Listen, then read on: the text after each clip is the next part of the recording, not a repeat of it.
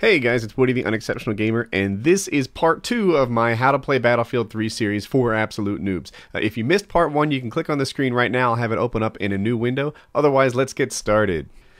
Spawning in. Okay, now everybody knows that the maps are really large in Battlefield compared to most of the other shooters out there.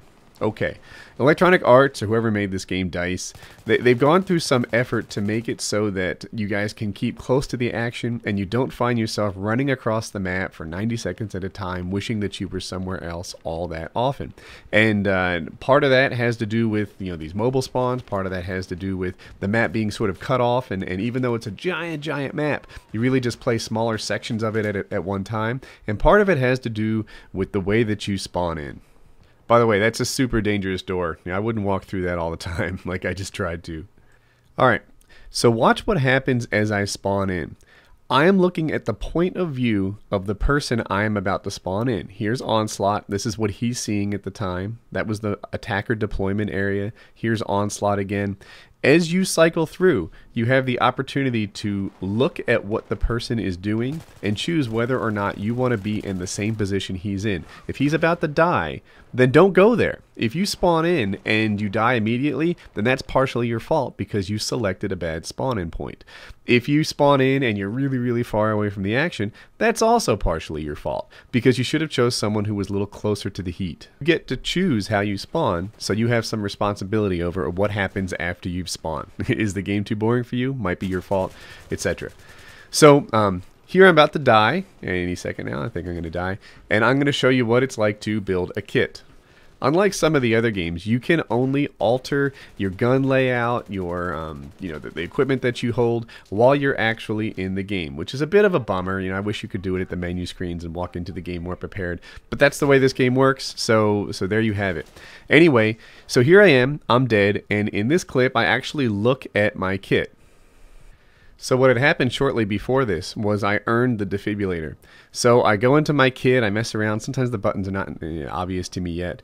And you go through here, you can see I have no gadget equipped. I open that thing up and I add the defibrillator. Now I'm ready to revive people. This is the menu screen where you alter your stuff. Don't forget to look at it. Don't get too tied up in playing in the game. And as you go through these levels, play without things that you've earned. Take a minute, pause. When it rains, it pours. Alright, so here's another aspect of the spawn system that you need to consider, and I have a third I want to talk about in a moment.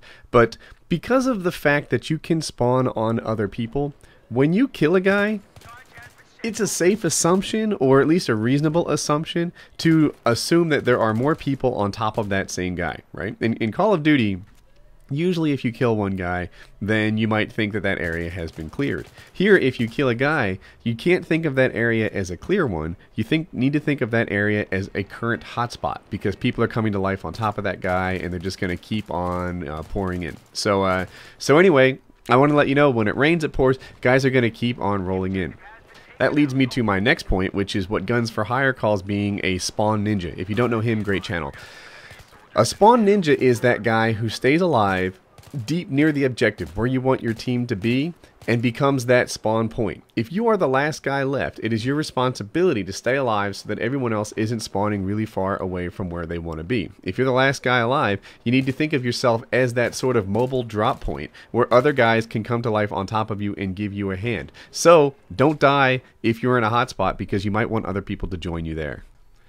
And now, don't be an idiot. So here's the thing. I love reviving people. It makes me feel like a hero. When I see those little, defibrillator heartbeat thing on them, I just want to rush in there and be the guy that saves them again and again. Here I am. Look at me. I'm an idiot. First of all, this guy, I waited too long. Second, I died myself. I don't know how many times this has happened to me, but it's more than I care to admit.